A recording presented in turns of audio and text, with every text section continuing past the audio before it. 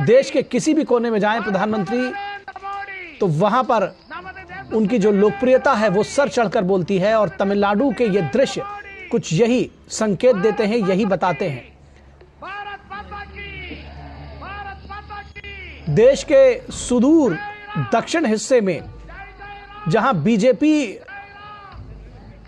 के लिए बहुत वोट नहीं था, एक जमाने में बीजेपी की पहुंच वहां तक नहीं थी, आज आप देख सकते हैं कि प्रधानमंत्री नरेंद्र मोदी के आगमन पर किस तरह से हजारों लाखों की संख्या में लोग न सिर्फ जुटे हुए हैं बल्कि प्रधानमंत्री का स्वागत करने के लिए पुष्प वर्षा कर रहे हैं उनके लिए। बीजेपी के लिए इससे सुखद बात क्या हो सकती है।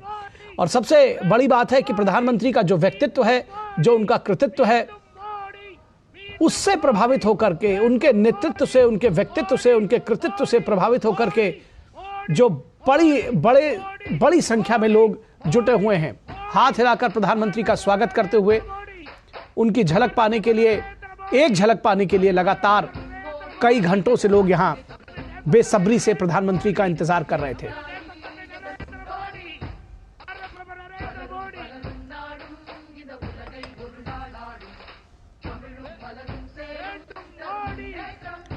तो मोदी मोदी के नारों से गुंजायमान है तमिलनाडु का तिरुपुर जिले का मध्यपुर पंचायत पल्लडम। और यह अभूतपूर्व स्वागत प्रधानमंत्री का तमिलनाडु में हो रहा है। ध्यान रखिए कि तमिलनाडु जैसे राज्य जहां बीजेपी के लिए कोई बड़ा विशेष समर्थन किसी जमाने में नहीं हुआ करता था, फूलों से, पुष्प वर्षा से लाद दिया है, एक तरह से कहा जाए तो गलत नहीं होगा।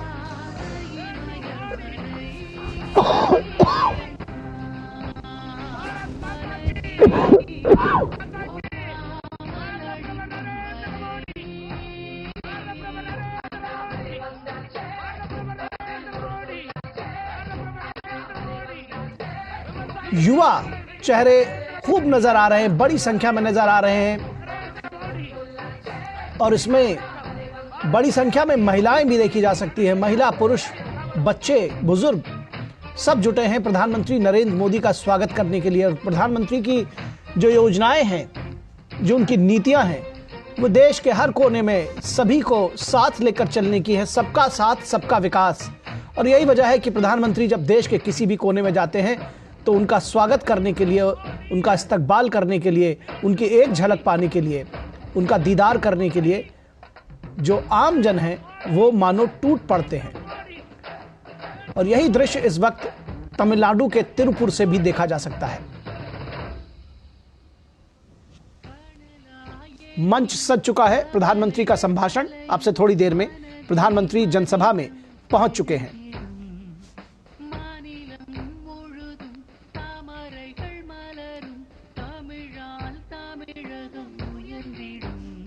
अब से कुछ वर्षों पहले तमिलनाडु में सुदूर दक्षिण में इस तरह के जनसमर्थन की उम्मीद शायद ही किसी बीजेपी के समर्थक को रही हो, लेकिन यह बीजेपी के किसी भी समर्थक के लिए सुखद दृश्य हो सकता है जब उनके सर्वप्रिय नेता और देश के प्रधानमंत्री नरेंद्र मोदी इस वक्त तमिलनाडु के तिरुपुर में पहुंचे हैं तो लोगों ने बाहें फैलाकर उनका स्वागत किया है। हजारों लाखों की संख्या में लोग जुटे हैं प्रधानमंत्री का स्वागत करने के लिए, उनकी एक झलक पाने के लिए, सेल्फी लेने के लिए। मोबाइल में इस क्षण को कैद कर लेना चाहते हैं लोग। और फूलों से, फूल मालाओं से, गाजे बाजे के साथ जबरदस्त तरीके से स्वागत किया जा रहा है प्रधानमंत्री नरेंद्र मोदी का।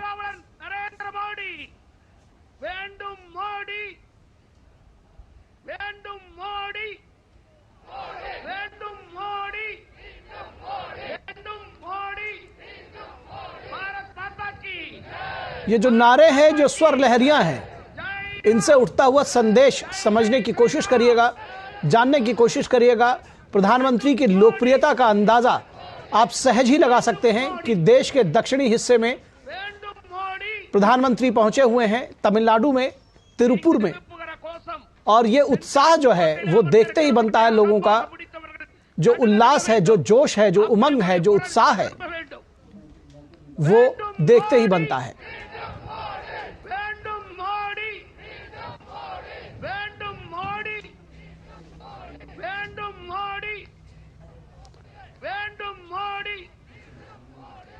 तो तो अब से थोड़ी देर में प्रधानमंत्री नरेंद्र मोदी जनसभा को संबोधित करेंगे, जिसको सुनने के लिए हजारों लाखों की संख्या में लोग मौजूद हैं।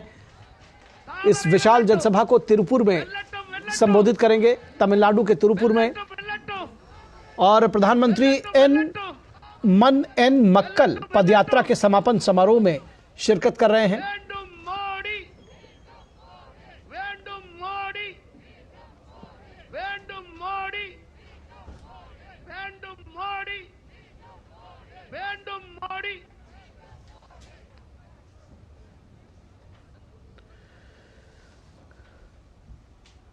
तो आप देख सकते हैं कि किस तरह से दोनों तरफ की जो भीड़ है वो प्रधानमंत्री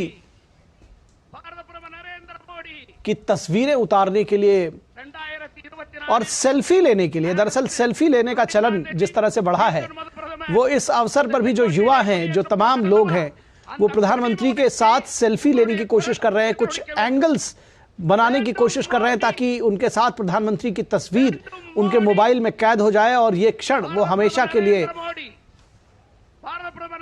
अपने पास कैद कर सके और सहेज कर रख सके इन क्षणों को। तो प्रधानमंत्री नरेंद्र मोदी की लोकप्रियता जो है, जो जिस तरह से आम लोग उनको पसंद करते हैं, प्यार करते हैं, वो साफ तौर पर देखा जा सकता है।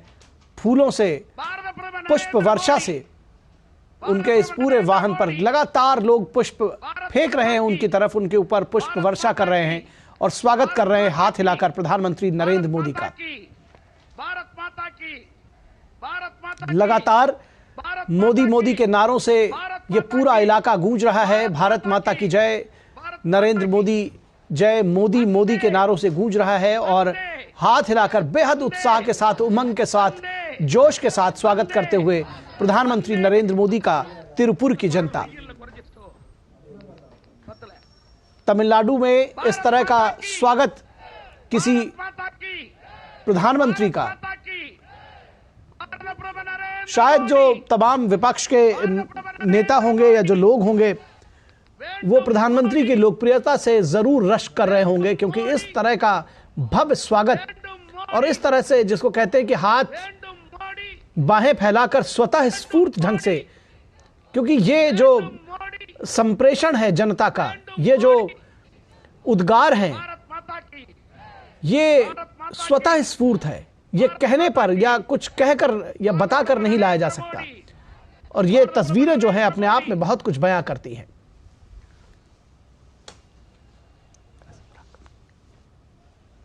भारत माता की, भारत माता की, भारत माता की, भारत माता की। ये अपार जनसमूह देखिए, प्रधानमंत्री को सुनने के लिए अपार जनसमूह, लाखों की संख्या में लोग उमड़े हैं। भारत माता की, भारत माता की। तामरै आची निश्चयम, मोदी जी सेवये लक्ष्यम। भारत माता की। मींडुम मोदी, मींडुम मोदी। वंदे वंदे। भारतीय जनता कच्ची, भारतीय जनता कच्ची। एनडीए एलियंसेस जिंदाबाद। फिर एक बार मोदी सरकार, फिर एक बार मोदी सरकार, फिर एक बार, फिर एक बार। तामरै आची निश्चयम, तामरै तामरै। भारतीय जनता कच्ची सेवये लक्ष्यम। भारतीय जनता कच्ची सेवये सेवये। भारत माता की। मोदी मोदी मोदी। तो एन मक्कल यात्रा के समापन समारोह पर प्रधानमंत्री यहां पहुंचे हैं। इस वक्त मंच पर पहुंच चुके हैं प्रधानमंत्री नरेंद्र मोदी। भारत माता की। तो एन मक्कल यात्रा के समापन समारोह पर प्रधानमंत्री नरेंद्र मोदी, मेरी भूमि मेरे लोग पदयात्रा, एन मक्कल। राज्य के प्रमुख के अन्ना दुराई भी, अन्नामलाई दरअसल वो भी देखे जा सकते हैं तस्वीरों में।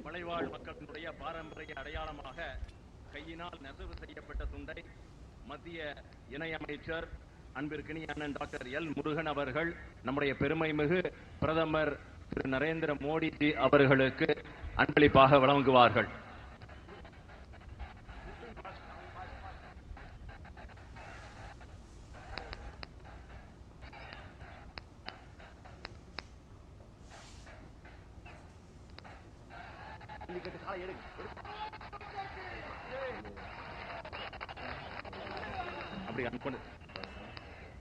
ஜல்லிக்கட்டினுடைய தடையை நீக்கி தமிழர்களின் உரிமை காத்த விவசாயிகளின் உண்மையான பாதுகாவலர் பெருமைமிகு நம்முடைய பிரதமர் திரு நரேந்திர மோடிஜி அவர்களுக்கு நம்முடைய மாநிலத்தினுடைய தலைவர் இளஞ்சிங்கம் கே அண்ணாமலை எக்ஸ் ஐபிஎஸ் அவர்களும் கூட்டணி கட்சியினுடைய தலைவர் அவர்களும் நினைவு பரிசை வழங்குவார்கள். அடுத்ததாக நமது கொங்கு பகுதிக்கு மஞ்சள் புவிசார் குறியீடு பெற்று தந்த நம்முடைய பெருமைமிகு பிரதமர் நரேந்திர மோடிஜி அவர்களுக்கு நன்றி தெரிவிக்கின்ற வகையில் யாத்திரையினுடைய ஒருங்கிணைப்பாளரும் இணைய ஒருங்கிணைப்பாளர்களும் அதனுடன் சேர்த்து சொல்லேர் உழவன் ஐயா செல்லமுத்து அவர்களும் நம்முடைய கூட்டணி கட்சியினுடைய தலைவர்களும் விவசாய பெருங்குடி மக்களும் 65 கிலோ எடை கொண்ட மஞ்சள் மாலையை அணிவிப்பார்கள். அடுத்ததாக வரவேற்புரை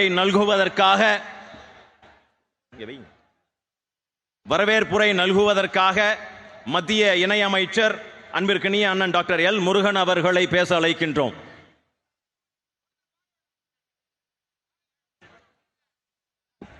பாரத் மாதா கி, பாரத் மாதா கி, பாரத் மாதா கி. ஜெய் ஸ்ரீராம், ஜெய் ஸ்ரீராம்.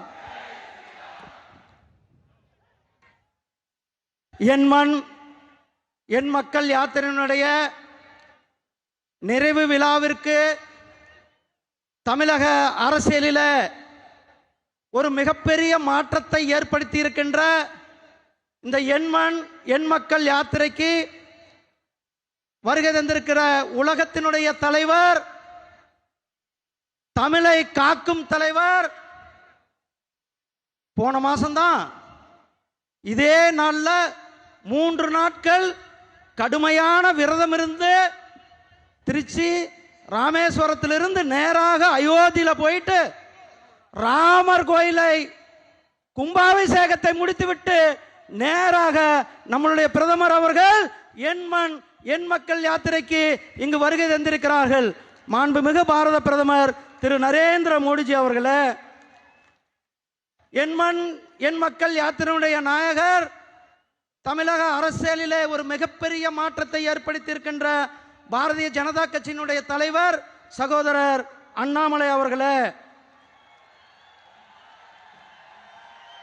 சட்டமன்ற குழுவினுடைய தலைவர் திரு நயினார் நாகேந்திரன் அவர்களே,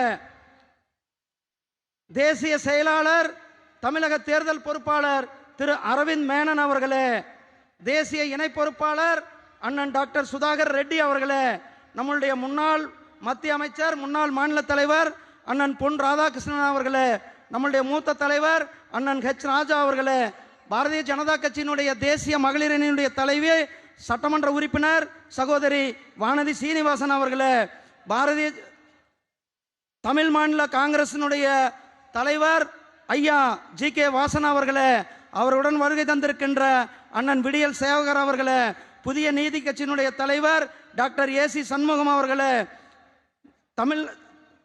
தமிழ்நாடு மக்கள் முன்னேற்ற கழகத்தினுடைய தலைவர் அண்ணன் ஜான் பாண்டியன் அவர்களே, இந்திய மக்கள் கட்சி மக்கள் கல்வி முன்னேற்ற கழகத்தினுடைய தலைவர் அண்ணன் தேவநாதன் அவர்களே, இந்திய ஜனநாயக கட்சியினுடைய தலைவர் பாராளுமன்ற உறுப்பினர் அண்ணன் திரு TR பாரிவேந்தன் அவர்களே, அவருடன் வருகை தந்திருக்கின்ற அண்ணன் ரவி பச்சமுத்து அவர்களே, காமராஜர் மக்கள் கட்சியினுடைய தலைவர் மரியாதைக்குரிய அண்ணன் தமிழருவி மணியன் அவர்களே, உழவர் உழைப்பாளர் கட்சியினுடைய தலைவர் அண்ணன் செல்லமுத்து அவர்களே, மற்றும் மேடையில் இருக்கின்ற பாரதிய ஜனதா கட்சியினுடைய மூத்த தலைவர்களே, மாநில துணைத் தலைவர்கள் அனைவருக்கும் இங்கே செயலாளர்கள், பொதுச் செயலாளர்கள், அதே போல் இங்கே வருகை தந்திருக்கின்ற கோடான கோடி பாரதிய ஜனதா கட்சியினுடைய நிர்வாகிகள், சகோதர சகோதரிகள், பொதுமக்கள், உங்கள் அனைவரும் அன்போடு இந்த நிகழ்ச்சிக்கு வருக வருக என்று வரவேற்கிறேன். பாரத பிரதமர் திரு நரேந்திர மோடிஜி அவர்கள் தமிழை, தமிழ் மக்களை, தமிழ் நாட்டை, தமிழ் மொழியை, தமிழ் கலாச்சாரத்தை, தமிழ் பண்பாட்டை உலகம் முழுவதும் எடுத்து சென்று கொண்ட தலைவர் நம்முடைய பிரதமர் மரியாதைக்குரிய திரு நரேந்திர மோடிஜி அவர்கள் இங்கு வருகை தந்திருக்கிறார்கள். ஐநா சபையில் யாதும் ஊரே யாவரும் கேளீர் என்று முழங்கினார்கள். பாராளுமன்றத்தில் நம்முடைய செங்கோலை நிறுவினார்கள். அப்படிப்பட்ட தலைவரை மீண்டும் ஒரு முறை என் மண் என் மக்கள் யாத்திரையுடைய நிறைவு விழாவிற்கு வருக வருக என உங்கள் சார்பாக வரவேற்று அமைகிறேன். நன்றி, வணக்கம். வேண்டும் மோடி, வேண்டும் மோடி, பாரத் மாதா கி ஜெய். என் மண் என் மக்கள் யாத்திரை மூலம் புரட்சி விதையை தூவி போலி திராவிட மாடலுக்கு சமிட்டி அடி அடித்துக் கொண்டிருக்கக்கூடிய மாநிலத்தினுடைய தலைவர் திரு கே அண்ணாமலை ex-IPS அவர்களை எழுச்சியுரையாற்ற அன்போடு அழைக்கின்றேன். அன்பார்ந்த பெரியவர்களே, தாய்மார்களே, நம்முடைய பாரதிய ஜனதா கட்சியினுடைய ஏன் மண் ஏன் மக்கள் யாத்திரையினுடைய நிறைவு விழா 234 தொகுதிகளை தாண்டி நம்மை எல்லாம் ஆசீர்வாதம் செய்வதற்காக, நம் மீது அன்பு மழை பொழிவதற்காக நமக்காக வந்திருக்கக்கூடிய பாரத பிரதமர் ஐயா நரேந்திர மோடி அவர்களை வரவேற்று மேடையின் மீது இருக்கக்கூடிய மாண்புமிகு மத்திய அமைச்சர் அண்ணன் முருகன் அவர்கள் உட்பட மேடையில் இருக்கக்கூடிய எல்லா மூத்த கூட்டணி தலைவர்கள், ஐயா GK வாசன் உட்பட எல்லா தலைவர்களுக்கும் என்னுடைய நன்றி கலந்த வாழ்த்துக்களை, வணக்கங்களை தெரிவித்துக் கொள்கின்றேன். நேரத்தினுடைய அருமை கருதி ஐயா அவர்களுக்கு இதை தொடர்ந்து மதுரையில் இன்னும் சில நிகழ்ச்சிகள் இருக்கு. அது தாமதமாக கூடாது என்கின்ற காரணத்திற்காக எல்லோருடைய பெயரை சொல்லாமல் நேரடியாக எல்லோருக்கும், தமிழறிஞர் மணியன் ஐயா உட்பட எல்லோருக்கும் என்னுடைய வாழ்த்துக்களை, வணக்கங்களை தெரிவித்து, சகோதர சகோதரிகளே, ஒரு சரித்திரத்தில் இடம்பெற்றுக் கொண்டிருக்கின்றோம். தமிழகத்திலே ஒரு அரசியல் சரித்திரத்திலே நாம் அமர்ந்திருக்கின்றோம். இத்தனை ஆண்டு காலமாக எதற்காக காத்திருந்தோமோ நம் கண் முன்னால் அந்த சரித்திரம் நடந்து கொண்டிருக்கிறது. சகோதர சகோதரிகளே, இன்னும் 60 நாட்கள் மட்டும்தான் நம்முடைய ஐயா நரேந்திர மோடி அவர்கள் 3வது முறையாக 400 எம்பிக்களை தாண்டி ஆட்சியிலே அமரும் பொழுது தமிழகத்திலிருந்து நம்முடைய தேசிய ஜனநாயக கூட்டணி 39 எம்பிக்களை அமர்த்து நிச்சயமாக அழகு பார்க்கும் என்பது நம் அனைவருக்கும் தெரியும். சகோதர சகோதரிகளை, எவ்வளவு கடுமையாக இந்த யாத்திரைக்காக உழைத்திருக்கின்றோம், நம்முடைய கட்சியினுடைய வளர்ச்சிக்காக எவ்வளவு கடுமையாக உழைத்திருக்கின்றோம். நாம் செய்ய வேண்டியது இன்னும் பாக்கி இருக்குங்க. என்னுடைய அன்பான வேண்டுகோள், இது ஒரு நிறைவு விழா, யாத்திரையினுடைய நிறைவு விழாவாக இருந்தாலும் கூட நம்முடைய பணி இன்னும் 60 நாட்கள் இருக்கிறது. கண் துஞ்சாமல் கடுமையாக உழைத்து, பாரதிய ஜனதா கட்சியினுடைய உழைப்பு, தேசிய ஜனநாயக கூட்டணியுடைய தலைவர்கள் மேடையின் மீது இருக்கின்றார்கள். எல்லோருடைய உழைப்பையும் ஒட்டு சேர்த்து தமிழகத்திலிருந்து 39 பாராளுமன்ற உறுப்பினர்களை அனுப்பி வைக்கும் வரை நமக்கு ஓய்வு இல்லை சகோதரர்களே, ஓய்வு இல்லை சகோதரிகளே, நிச்சயமாக ஓய்வு இல்லை பெரியோர்களே, தாய்மார்களே. அதை நீங்கள் செய்து காட்ட வேண்டும். இவ்வளவு பெரிய பிரம்மாண்டமான ஒரு சரித்திர பொதுக்கூட்டத்தில் நாம் இருக்கின்றோம். 10 ஆண்டுகள் கழித்து திருப்பி பார்க்கும் பொழுது தமிழகத்தினுடைய மாற்றம் இங்கே நடந்தது. தமிழகத்தினுடைய மாற்றம் பல்லடத்தில் நடந்தது. அந்த மாற்றத்திலே பிரதமர் மோடி அவர்களோடு நானும் இருந்தேன் என்று அந்த சரித்திரத்தில் நிச்சயமாக நாம் இருப்போம். சகோதர சகோதரிகள், பட்டி தொட்டி எல்லாம் நம்முடைய பாரத பிரதமர் நரேந்திர மோடி அவருடைய புகழ் பட்டி தொட்டி எல்லாம் இருக்கிறது. 234 தொகுதிகள் எல்லா சகோதரிகளும் பார்த்தோம். மேடையில் ஐயாவிற்கு அன்பளிப்பாக கொடுத்த பொருட்களை மட்டும் பாருங்க. நம்முடைய ஈரோடு பகுதியினுடைய டர்மரிக் மஞ்சள் ஐயா அவருடைய காலத்தில் அதற்காக ஒரு சந்தை ஏற்படுத்தி நிசாமாபாத்தில் நேஷனல் டர்மரிக் போர்டு, அதற்காக ஒரு போர்டை உருவாக்கி இன்னைக்கு இந்தியாவில் குறிப்பாக மஞ்சள் ஏற்றுமதிக்கு ஒரு பெரிய விதை விட்டிருக்கின்றார்கள். அதற்காக மஞ்சள் மாலையை பரிசீலித்தோம். நீலகிரியில் இருக்கக்கூடிய தோடா டிரைபல் நம்முடைய சகோதர சகோதரிகள், பழங்குடியின சகோதர சகோதரிகள், அவர்களுக்கு நிதியுதவி நம்முடைய மத்திய அரசு செய்திருக்கின்றார்கள். அதற்காக அவர்களுடைய ஷால் ஐயாவுக்கு போட்டோம். உங்களுக்கு தெரியும், ஜல்லிக்கட்டு இன்னைக்கு தமிழகத்தில் இருக்குன்னா ஒரே ஒரு மனிதர் நரேந்திர மோடி அவர்கள் மட்டும்தான் காரணம், வேறு யாரும் கிடையாதுங்க. காங்கிரஸ் ஆட்சி காலத்திலே தடை செய்யப்பட்ட ஜல்லிக்கட்டை மறுபடியும் நமக்கு திருப்பி அளித்த நரேந்திர மோடி ஐயா அவர்களுக்கு ஒரு ஜல்லிக்கட்டு காளை அதை ஐயா அவர்களுக்கு கொடுத்திருக்கின்றோம். இதுபோல இன்னும் 1000 பரிசு பொருட்கள் கொடுக்கலாம். தமிழகத்தினுடைய பட்டி தொட்டிக்கு எங்க போனாலும் கூட நம்முடைய ஆட்சியினுடைய சாட்சியாக எல்லா மக்களும் கூட மோடி மோடி மோடி என்று சொல்ல ஆரம்பித்து விட்டார்கள். இந்த முறை தமிழகம் 2014 19 நாம் செய்த தவறை சகோதர சகோதரிகள் செய்ய போவது கிடையாது. பொய் பரப்புரைகளுக்கு காது கொடுக்க போவது கிடையாது. யார் என்ன சொன்னாலும் கூட நமக்கு தெரியும் இந்த தேர்தலில் 3வது முறையாக ஆட்சியில மோடி ஐயா அமரப்போகின்றார்கள் என்று ஒரு சின்ன குழந்தைக்கு கூட தெரியுங்க. தெரியாதவர்கள் இந்தியாவில் தமிழ்நாட்டில் யாரும் இல்லைங்க ஐயா. ஆனா மோடி ஐயா அவர்கள் 400 தாண்டி 450 எடுத்து செல்ல வேண்டும் என்றால் தமிழகத்திலிருந்து 39 தொகுதிகள் நம்ம கொடுக்கணுங்க ஐயா. நிச்சயமாக நீங்கள் கொடுப்பீர்கள்.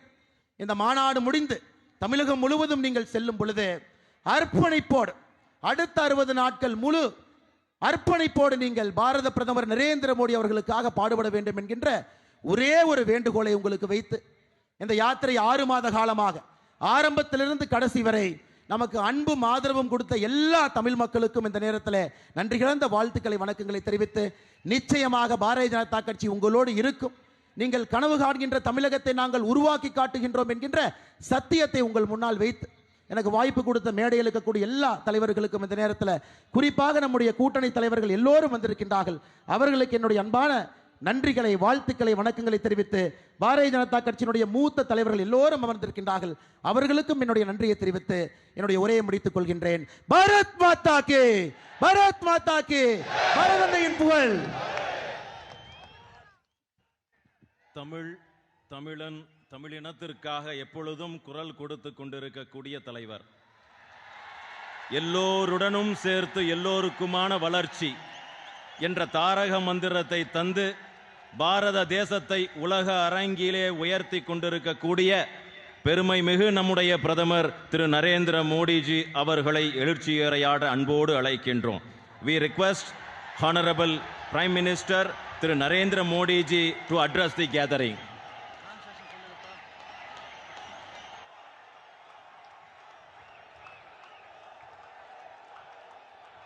வணக்கம்.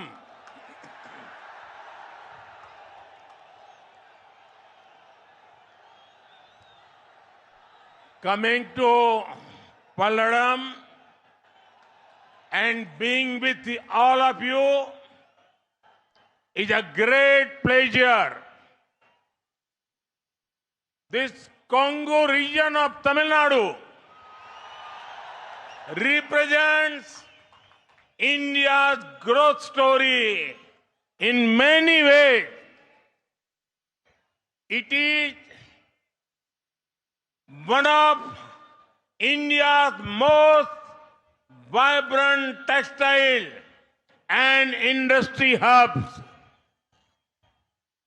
It also contributes to our country's wind energy capacity. This region is also known for its spirit of enterprise. Our risk-taking entrepreneurs and MSMEs play a role in making us the fastest growing economy. வணக்கம் நண்பர்களே, இன்றைக்கு பல்லடத்தில் உங்கள் அத்தனை பேர் மத்தியில் வந்திருப்பது மிக்க மகிழ்ச்சி அளிக்கின்றது. தமிழ்நாட்டில் கொங்கு பகுதியானது இந்தியாவுடைய வளர்ச்சி பாதையில் மிக முக்கியமான பங்கெடுத்து காட்டிக் கொண்டிருக்கின்றது. அது மட்டுமல்ல, இங்கு மிகவும் ஜவுளி தொழில் மிகவும் துடிப்பான ஒரு தொழிலாக இருந்து கொண்டிருக்கின்றது. அது ஒன்று மட்டுமல்ல, தொழில் துறை மிகவும் வளர்ச்சி பெற்ற ஒரு பகுதியாக இந்த பகுதி இருந்து கொண்டிருக்கின்றது. காற்றாலை மின்சார உற்பத்தியில் இந்த பகுதி மிகப்பெரிய பங்காற்றி வந்து கொண்டிருக்கின்றது. அதே போல இந்த பகுதியானது தொழில் முனைவோருக்கு மிகவும் உறுதுணையாக நின்று தொழில் முனைவோர் மிகப்பெரியதொரு ரிஸ்க் எடுத்து இந்த பகுதியிலே தொழில் முறையை செய்து கொண்டிருக்கிறார்கள். ஆகவே இந்த நாட்டுடைய வளர்ச்சியில், இந்த நாட்டுடைய பொருளாதாரத்தில் இந்த பகுதி கொங்கு பகுதி மிகப்பெரிய பங்கை ஆற்றிக் கொண்டு வந்து கொண்டிருக்கிறது. आज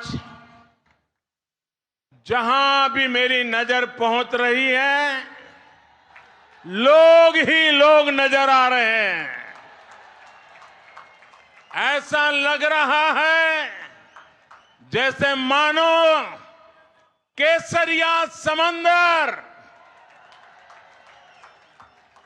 इतना बड़ा विराट ये सम्मेलन आप सब इतनी बड़ी तादाद में हम सबको आशीर्वाद देने के लिए आए। मैं आपका हृदय से बहुत बहुत अभिनंदन करता हूं। நண்பர்களே, இவ்வளவு பெரிய மக்கள் கூட்டத்தை பார்க்கின்ற பொழுது மிகப்பெரிய காவி கடலை கண்டது போல இருந்திருக்கிறது. இந்த மாநாட்டில் வந்திருக்கிற அத்தனை பேருக்கும் எனது மனதார்ந்த வாழ்த்துக்களும் நன்றிகளையும் தெரிவித்துக் கொள்கிறேன். जो लोग दिल्ली के एयर कंडीशन कमरों में बैठकर देश को टुकड़ों में देखने की कोशिश करते हैं, देश को टुकड़ों में बांटने की कोशिश करते हैं, वो जरा आकर के देख ले, तमिलनाडु हिंदुस्तान का भाग्य बनाने वाला ये राज्य आज आपकी आंखों के सामने है. நண்பர்களே, டெல்லியில ஏசியில் அமர்ந்து கொண்டு தமிழ்நாட்டை பார்த்து கொண்டிருக்கிறார்கள். ஆனால் தமிழகம் இந்த தேசியத்தை பக்கம் இன்றைக்கு இருந்து கொண்டிருப்பதை இன்றைக்கு வந்திருக்கிற இந்த கூட்டத்தின் மூலமாக நீங்கள் அத்தனை பேரை நிரூபித்துக் கொண்டிருக்கிறீர்கள். जो राजनीति के समीकरण बनाते हैं वे लिख ले, इस बार देश का भाग्य पक्का करने में तमिलनाडु सबसे आगे होगा. நண்பர்களே, எனக்கு நம்பிக்கை இருக்கிறது. தமிழகம் இந்தியாவில் முதன்மை மாநிலமாக மாற வேண்டும் என்ற நம்பிக்கை இருக்கின்றது. मैं तमिलनाडु का जितना आभार व्यक्त करूं, मेरे पास शब्द कम पड़ जाएंगे. நண்பர்களே, எனக்கு தமிழகத்தில் ஒரு 5 விஷயங்களோடு சொல்வதில் எனக்கு மகிழ்ச்சி பெருமை கொள்கிறேன். साथियों, 2024 में आज तमिलनाडु की सबसे ज्यादा चर्चा हो रही है, क्योंकि तमिलनाडु देश में विकास की राजनीति का, नई राजनीति का सबसे नया वाइब्रेंट सेंटर बनने जा रहा है. 2024 में तमिलनाडु एक नया इतिहास रचने जा रहा है. जो ऐतिहासिक एन मक्कड़ पदयात्रा आज पूरी हुई है, वो इसका सबसे बड़ा सबूत है. मेरे तमिल भाई बहनों ने एन मक्कड़ यात्रा को जो समर्थन दिया है वो अभूतपूर्व है. நண்பர்களே, 2024 ஆண்டு தமிழகத்தில் அதிகமாக பேசப்படுகின்றது பாரதிய ஜனதா கட்சி குறித்து மட்டும்தான். தமிழகம் இன்றைக்கு நாட்டினுடைய புதிய அரசியல் வளர்ச்சியிலே புதியதொரு மையமாக இன்றைக்கு மாறிக்கொண்டிருக்கின்றது. அது மட்டுமல்ல, தமிழ்நாடு வருகின்ற 2024 ஆண்டு ஒரு புதிய சரித்திரத்தை படைக்க இருக்கின்றது. அதற்கு முன்னோடியாக இன்றைக்கு இந்த வரலாற்று சிறப்புமிக்க எண்மண் நென்மக்கள் என்ற யாத்திரை வெற்றிகரமாக இன்றைக்கு உங்கள் முன்னாடி முடித்து நின்று மிகப்பெரிய சான்றாக இருந்து கொண்டிருக்கிறது. அது மட்டுமல்ல, தமிழகத்தில் அனைத்து சகோதர சகோதரிகளும் இந்த யாத்திரைக்கு நீங்கள் அளித்த ஆதரவு வரலாற்றில் இதற்கு முன்பு எப்பொழுதுமே இல்லாதவர்களுக்கு மிகப்பெரிய ஆதரவை நீங்கள் கொடுத்திருக்கிறீர்கள். साथियों, एन मक्कड़ ये यात्रा अपने नाम की वजह से भी बेहद खास रही है. हर भाजपा कार्यकर्ता के लिए इस मिट्टी का कण कण ईश्वर के समान है. हर भाजपा कार्यकर्ता नेशन फर्स्ट के संकल्प के साथ समाज की सेवा में जुटा है. मैंने भी देखा है कैसे समाज के हर एक वर्ग ने इस यात्रा के दौरान बीजेपी के लिए अपना समर्थन अपना आशीर्वाद दिया है।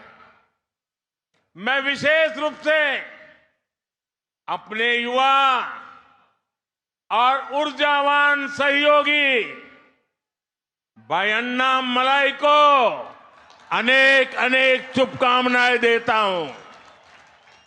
उन्होंने इस यात्रा से सबका साथ, सबका विकास और सबका विश्वास ये मंत्र घर घर तक पहुंचाया है। நண்பர்களே, என் மண் என் மக்கள் என்ற பயணம் அதன் பெயரே ஒரு மிக சிறப்பு வாய்ந்த ஒரு பெயராகும். இது ஒவ்வொரு பாரதிய ஜனதா கட்சியின் தொண்டனுக்கும் இந்த மண்ணிற்கும் உள்ள பிணைப்பை இது காட்டுகின்றது. ஒவ்வொரு பாரதிய ஜனதா கட்சி தொண்டனும் இந்த மண்ணும் கடவுளுக்கு சமமானவர்கள் என்று நான் கருதுகின்றேன்.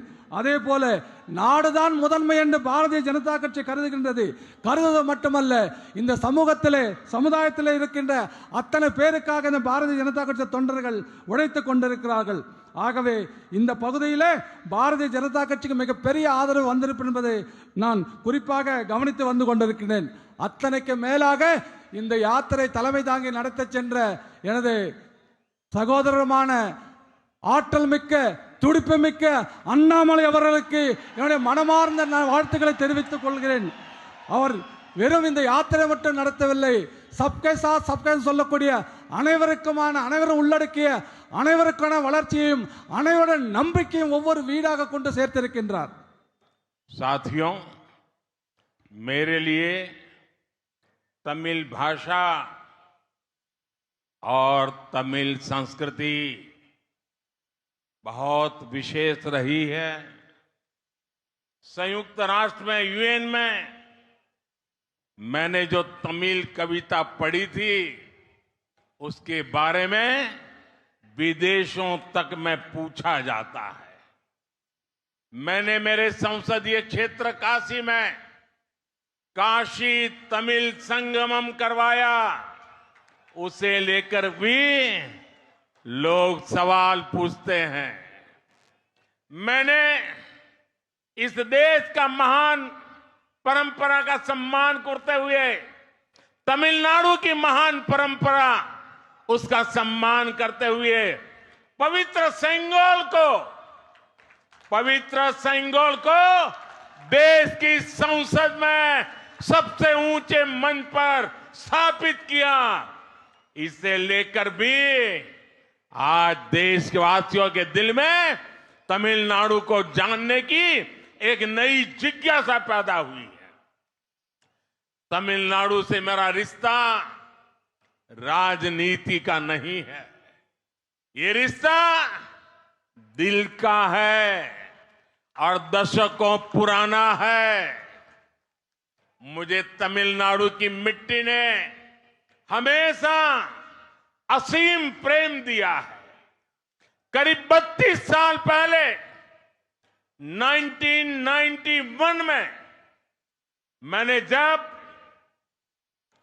एकता यात्रा निकाली थी, उसकी शुरुआत भी तमिलनाडु के कन्याकुमारी से हुई थी और वो यात्रा 2 मकसद लेकर के चली थी।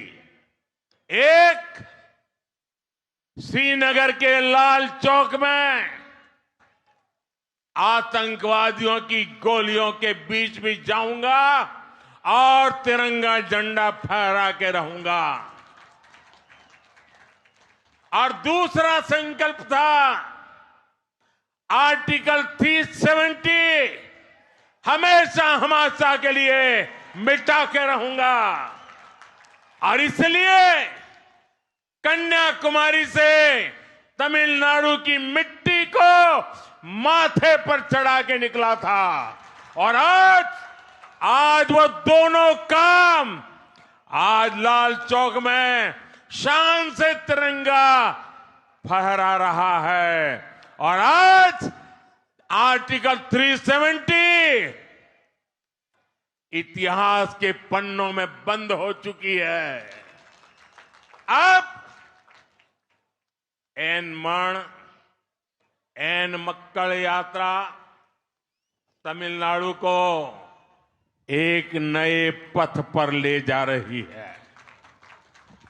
நண்பர்களே, தமிழ் மொழியும் தமிழ் பண்பாடும் எனக்கு மனதிற்கு மிகவும் நெருக்கமானது மட்டுமல்ல, மிகவும் சிறப்பு வாய்ந்தது. அதனால்தான் ஐக்கிய நாடுகள் சபையில் பேசுகின்ற பொழுது நான் படித்த தமிழ் கவிதைகள் அங்கே படித்தேன். அதை கேட்ட பிறகு வெளிநாட்டில் கூட இதை கேட்க முடியுமா என்று என்னை பார்த்து பல பேர் கேள்வி கேட்டார்கள். எனது நாடாளுமன்ற தொகுதியிலே காசி தமிழ் சங்கம் என்ற மிகப்பெரிய ஒரு சங்கமத்தை நான் செய்து முடித்தேன். அது குறித்து மக்கள் என்னிடம் கேட்கிறார்கள், என்ன தமிழுக்காக நீங்கள் இவ்வளவு செய்கிறீர்கள் என்று. நான் அது மட்டுமல்ல, இந்த நாட்டினுடைய மிக உயர்ந்த இடமான பாராளுமன்றம், அந்த பாராளுமன்றத்தில் தமிழகத்துடைய செங்கோலை இங்கே உயர்ந்த இடத்தில் வைத்து அதற்கு மிக பெரிய மரியாதையை நான் உருவாக்கி கொடுத்திருக்கின்றேன். ஆகவே இது குறித்து தமிழக மக்கள் மிகவும் ஆர்வமாக இருப்பது மட்டுமல்ல, என் மீது மிக அன்பு கொண்டிருக்கிறார்கள் என்று என்னால் சொல்ல முடியும். ஏதோ தமிழ்நாட்டிற்கு எனக்கும் வெறும் அரசியல் ரீதியான உறவல்ல, எனக்கு இது மனதோடு இருக்கின்ற இதயத்தை சம்பந்தப்பட்ட ஒரு உறவாக நான் பார்த்து கொண்டிருக்கின்றேன். நண்பர்களே, இது இன்று நேற்றல்ல, பல ஆண்டு காலமாக நான் தமிழ் மண்ணோடு பிணைந்து இருக்கின்றேன். ஆகவே தமிழ் மண் எனக்கு எப்பொழுதுமே பெரிய அன்பை கொடுத்து வந்து கொண்டிருக்கின்றது. சுமார் கிட்டத்தட்ட 32 ஆண்டுகளுக்கு முன்பாக 1991 ஆண்டு ஏகதா யாத்திரை என்கின்ற யாத்திரை தமிழகத்திலே கன்னியாகுமரி துவங்கி காஷ்மீரில் லால் சௌக்கிற்கு நான் கொண்டு சென்ற அந்த யாத்திரையை வழிநடத்தி சென்றேன். அந்த யாத்திரையிலே என் மனதில் இருந்த 2 விஷயங்கள் தான்.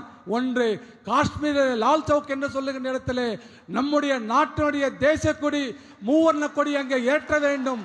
இரண்டாவது, அந்த காஷ்மீர் மாநிலத்தில் கொடுக்கப்பட்ட 370 சட்டத்தை ரத்து செய்ய வேண்டும். இதுதான் அதன் நோக்கமாக இருந்தது. இன்றைக்கு அந்த லால் சௌக்கிலே நிரந்தரமாக நம்முடைய மூவர்ண கொடி பறந்து கொண்டிருக்கின்றது பெருமையாக என்னால் சொல்ல முடியும். அது மட்டுமல்ல, அந்த ஆர்டிகல் 370 என்று சொல்லக்கூடிய 300 அரசியல் சாசன சட்டத்தை ரத்து செய்து அதை தூக்கி குப்பையை நாம் வீசியாகிவிட்டது. மிகப்பெரிய வரலாற்று சாதனை நாம் செய்திருக்கின்றோம். ஆகவே அதே போல இந்த எண்மண் நென்மேக்கல் யாத்திரை கூட, இந்த யாத்திரை தமிழகத்தை ஒரு புதிய பாதையை நோக்கி கொண்டு சென்று கொண்டிருக்கின்றது. साथियों, बीजेपी तमिलनाडु में भले ही कभी सत्ता में न रही हो, लेकिन तमिलनाडु हमेशा बीजेपी के दिल में रहा है. ये बात आज हर तमिल भाई बहन जानता है, हर तमिल भाई बहन समझ रहा है. इसलिए जिन्होंने दशकों तक तमिलनाडु को लूटा, वो लोग बीजेपी की बढ़ती ताकत से घबराए हुए हैं. वे लोग झूठ बोलकर जनता को आपस में बांटकर, लोगों को लड़वाकर अपनी कुर्सी बचाना चाहते हैं. लेकिन तमिलनाडु के लोग दिल से जितने पवित्र होते हैं, उतने ही समझदार भी होते हैं. इनकी सच्चाई सामने आ चुकी है, इनकी पोल खुल चुकी है. इसलिए अब तमिलनाडु के लोग बीजेपी पर भरोसा जता रहे हैं. ये नजारा कह रहा है. நண்பர்களே, தமிழ்நாட்டில் பாரதிய ஜனதா கட்சி என்றைக்கு ஆட்சியில் இருந்ததில்லை. ஆனால் தமிழ்நாடு பாரதிய ஜனதா கட்சியுடைய இதயத்தில் எப்பொழுதுமே இருந்து கொண்டிருக்கின்றது. சகோதரர்களே, இதை ஒவ்வொரு தமிழ்நாட்டிற்குடைய ஒவ்வொரு சகோதரனுக்கும், தமிழ்நாட்டிற்குடைய ஒவ்வொரு சகோதரிக்கும் நன்றாக தெரியும், நன்றாக புரிந்து கொண்டிருக்கிறார்கள். ஆகவே தான் இந்த விஷயத்தை எல்லாம் தெரிந்துவிட பல ஆண்டு காலமாக இந்த தமிழகத்தை கொள்ளையடித்துக் கொண்டிருந்த கொள்ளையர்கள் இதை புரிந்து கொண்டு பாரதிய ஜனதா கட்சியோட பலம் பெருகி வருகிறது. இதை எப்படியாவது தடுக்க வேண்டும் என்ற முயற்சியின் காரணமாக மக்களுக்கு பொய்யை சொல்லி மக்களை திசை திருப்பி மக்களுக்குள்ளே சண்டையை மூட்டி தீயை மூட்டி விரோதத்தை செய்து அதன் மூலமாக பொதுமக்களை பிரித்து அவர்களுடைய நாற்காலியை காப்பாற்றிக் கொள்வதற்காக மிகப்பெரிய பொய்களை சொல்லிக் கொண்டிருக்கிறார்கள். ஆனால் ஒரு விஷயம் மறந்துவிடக் கூடாது. தமிழகத்திட மக்கள் உள்ளத்திலே தூய்மையானவர்கள் மட்டுமல்ல, மிகச்சிறந்த அறிவாளிகள் என்பது நம் அத்தனை பேருக்கும் தெரியும். ஆகவே இவருடைய நாடகம், கபட நாடகம் இப்பொழுது வெளியே வந்துவிட்டது. வெளியே வந்தது மட்டுமல்ல, அவர்களுடைய தவறுகள், அவர்கள் செய்த அத்தனை ஊழல்களும் இன்றைக்கு வெளியே வந்து கொண்டிருக்கிறது. அதன் காரணமாகத்தான் தமிழகத்தில் பாரதிய ஜனதா கட்சியின் மீது மக்களுக்கு மிகப்பெரிய நம்பிக்கை வந்து கொண்டிருக்கின்றது. साथियों, केंद्र में बीजेपी सरकार ने तमिलनाडु के विकास को हमेशा प्राथमिकता दी है। 2004 से 2014 के बीच तमिलनाडु को केंद्र सरकार से टैक्स डिवोल्यूशन की जितनी राशि मिली थी, बीजेपी सरकार ने उसे 3 गुना ज्यादा राशि तमिलनाडु को दी है। और तब दिल्ली में तमिलनाडु से डीएमके के लोग सरकार में बैठे थे, मलाई खा रहे थे, लेकिन तमिलनाडु का भला करने के लिए कुछ भी नहीं कर पाते थे। पिछले 10 साल में बीजेपी सरकार ने तमिलनाडु को विकास के कार्यों के लिए पहले के मुकाबले कई गुना ज्यादा पैसे दिए हैं। और आप ये भी याद रखिए कि डीएमके और कांग्रेस लंबे समय से एक दूसरे के सहयोगी है। 2004 से 2014 तक डीएमके के लोग कांग्रेस की यूपीए सरकार के बड़े मंत्रालयों में बड़े बड़े मंत्री बनकर के बैठे थे, लेकिन इसके बाद भी इन लोगों ने तमिलनाडु के लोगों के विकास को प्राथमिकता कभी भी नहीं दी। நண்பர்களே, தமிழகத்திலே வளர்ச்சிக்காக மத்திய பாரதிய ஜனதா கட்சி எப்பொழுதுமே தமிழகத்தில் வளர்ச்சிக்கு மிகப்பெரிய முன்னுரிமை கொடுத்து வந்து கொண்டிருக்கின்றது. ஆனால் ஒரு விஷயத்தை நாம் புரிந்து கொள்ள வேண்டும். 2004ஆம் ஆண்டு முதல் 2014ஆம் ஆண்டு வரை மத்திய அரசாங்கத்தில் தமிழகத்திற்கு, அதாவது யூபி அரசாங்கம் காங்கிரசும் திமுகவும் கூட்டணியில் இருந்தபோது அரசாங்கம் எவ்வளவு இங்கே தமிழகத்திற்கு கொடுத்ததோ அதைவிட நம்முடைய அரசாங்கம் கடந்த 10 ஆண்டுகளிலே 3 மடங்கு அதிகமாக பணத்தை வளர்ச்சிக்காக, தமிழக வளர்ச்சிக்காக நாம் கொடுத்திருக்கின்றோம், புரிந்து கொள்ள முடியாது. ஆகவே அது மட்டுமல்ல, வளர்ச்சி பணிகளுக்காக என்னவெல்லாம் தேவை அத்தனையும் மத்திய அரசாங்கம் செய்து கொண்டிருக்கின்றது. ஆனால் திராவிட முன்னேற்ற கழகமும் காங்கிரஸ் கட்சியும் எத்தனையோ ஆண்டு காலமாக ரொம்ப நண்பர்களாக இருந்து கொண்டிருக்கிறார்கள். கடந்த ஆட்சியிலே 2004 முதல் 14 வரை மிகப்பெரிய மந்திரி சபையில் மிகப்பெரிய முக்கியமான பதவிகளை வைத்திருந்தார்கள். ஆனால் அவர்கள் தமிழ்நாட்டு வளர்ச்சிக்காக எந்த ஒரு திட்டத்தை மட்டும் முன்னெடுக்கவில்லை. மட்டுமல்ல, அதற்காக தமிழகத்திலே வளர்ச்சியிலே எந்த ஒரு பங்கும் அவர்களுக்கு இல்லை என்பதை என்னால் தெளிவாக சொல்ல முடியும். साथियों, मोदी जब काम करता है तो सबके लिए करता है, और इसमें भी सबसे गरीब सबसे ऊपर रहते हैं। इसलिए आज भारत के हर गरीब के पास मोदी ने गारंटी। तमिलनाडु में मोदी इन गारंटी का अर्थ है 3.5 करोड़ लोगों को मुफ्त अनाज। मोदी इन गारंटी का मतलब है तमिलनाडु की 40 लाख से अधिक महिलाओं को धुएं से आजादी, उनके लिए एलपीजी सिलेंडर, मोदी इन गारंटी का मतलब है तमिलनाडु के 6 लाख से अधिक ग्रामीण परिवारों के लिए पीएम आवास। और आज पूरा देश जानता है कि ये मोदी इन गारंटी अब अगले कई सालों तक और चलने वाली है। நண்பர்களே, மோடி வேலை செய்யும் பொழுது அவர் அத்தனை நபர்களுக்காக மட்டும் வேலை செய்து கொண்டிருக்கிறார். அதிலும் குறிப்பாக ஏழைகளை முதன்மைப்படுத்தியவர்களை பெருமைப்படுத்தியவர்கள் முதலிடத்தில் வருவதற்காக ஏழைகளுக்காக கடுமையாக உழைத்துக் கொண்டிருக்கிறார்.